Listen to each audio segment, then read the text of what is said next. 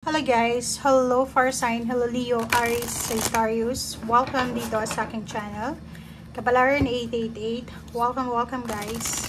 Alamin natin kung ano yung posibleng mensahe or pwedeng gabay, guidance para sa lahat ng Fire Sign, Leo, Aries, Sagittarius. I hope na maka-resonate kayo dito guys. Oh, sorry. Ang dami niyang baraha. Okay, tingnan natin. Fire Sign, Leo, Aries, Sagittarius. 5 cards is number 27, 9, number 8, number 37, 7, 8, 9, 10, 39, and number 6. So, ikaw nang sulat mo yung mga numbers mo. Okay, High Priestess of Air. So, it's air signs energy, success, cycles, vision, and hope.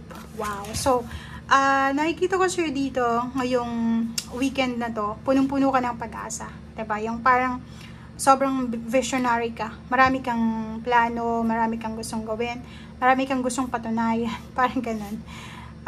Nakikita ko sa'yo dito, may parang, alam mo yung niluluto ka. Like, may niluluto ka sigurong proyekto, kung ikaw ay isang business person, negosyo yun, may gusto kang inegosyo, kung ikaw naman ay may karelasyon, kung focus mo is relationship or family life, may plano ka.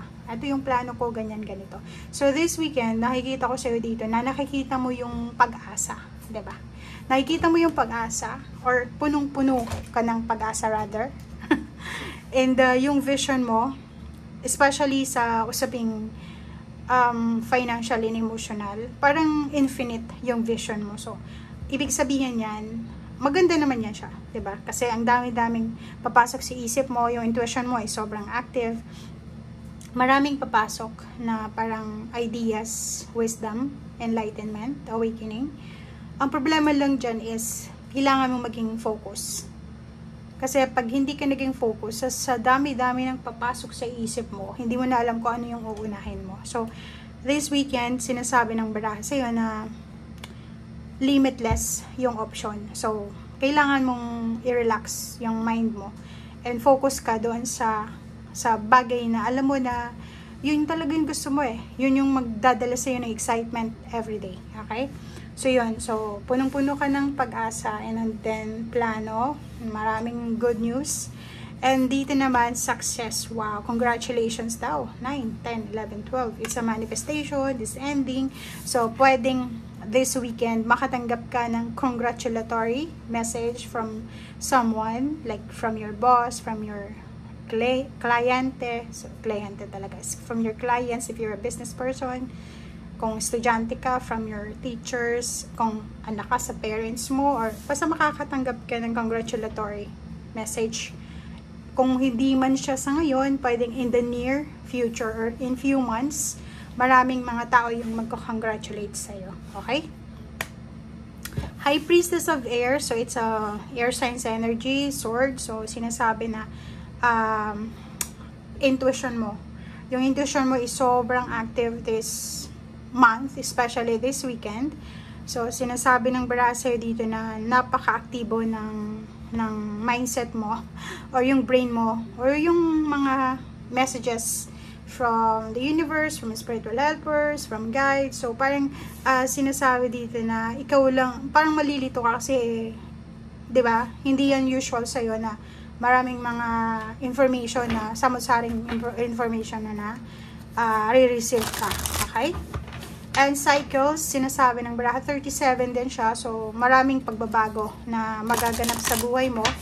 Yung Wheel of Fortune ay iikot pabor sa'yo syempre. Kasi ika-congratulate ka nga, diba? So, kung halimbawa for the past few months or weeks or years, medyo hindi naging maayos yung takbo ng buhay mo, financial, emotional, psychological, mental, spiritual. Ngayon, papabor sa'yo. Diba? Parang ganun.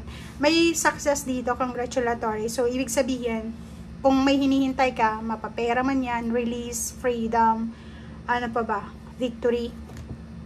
Maraming tao yung magka-congratulate sa'yo in the near future. Nakikita natin dito is pwedeng mga 6 weeks from now, 8 weeks from now. Okay, growth. Diba? So, yun.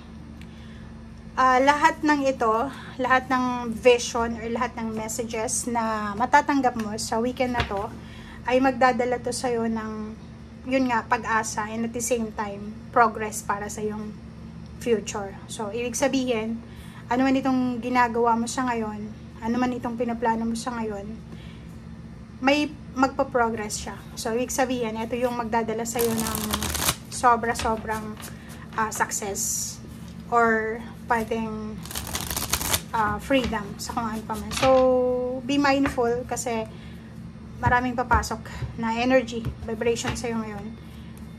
Isulat mo para hindi ka malito. Okay?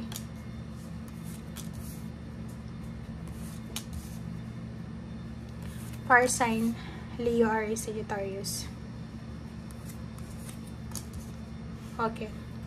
So, nakikita natin dito guys na mag-iingat ka rin kasi maraming competition. So, yun na nga kasi ang dami mong gustong simulan, ang dami mong gustong subukan. So, kailangan mo ding maging aware sa mga tao sa paligid mo. Kasi yun na nga, pag may success, marami din ng mga taong gustong sirain ka. So, make sure na yung 5 of Wands dito is aware ka na once na naging successful ka, maraming magagalit sa'yo. Hindi mo yung kasalanan kasi hindi mo hawak yung kalooban nila. Okay? In 5 of Swords, if ever may mga issue ka sa buhay, may makaaway ka, or pwedeng merong mga competition, or yung mga misunderstanding, yun, isuko mo na. Let go, let God, let it flow. Kung ayaw makipag-reconcile, ayos lang, but let go mo na yung galit mo na yan, or competition, or kano pa man. Okay, so dito naman sa dalawang ito, Queen of Wands and at the same time 10 of Pentacles. Kung ano man tong ginagawa mo siya ngayon, mapabusiness, trabaho, relationship, plano, siya yung magdadala sa'yo ng financial freedom. Diba? So, etong 10 of Pentacles, it's a lump sum, huge amount of money. Malaki siya. Ibig sabihin niya, kung ano tong ginagawa mo sa ngayon, or kung ano tong pinaplano mo sa ngayon, gaya ng sinabi dito sa graph, na pwedeng siya yung magdala ng, yung parang siya yung magpupush sa'yo pataas, papunta doon sa tagumpay, sa rurok ng tagumpay. So, Queen of Wands, ituloy mo lang. Kasi malapit na eh. Malapit na, parang hawak ka, hindi tawag dito. Ano ba yun? Malapit na. Parang isang step na lang, andun ka na sa financial freedom. Okay? And yung last card natin dito, last cards is Ace of Swords and the Empress. Maraming good news. Yun nga, yung vision mo dito. Ang daming magagandang balita na papasok sa buhay mo regarding pagbubuntis, bagong anak, fertility, 'di ba? Fertility of your plans. So, ang dami-dami mong pwedeng maisip na negosyo, maisip na simulan, maisip na puntahan, maisip na gagawin.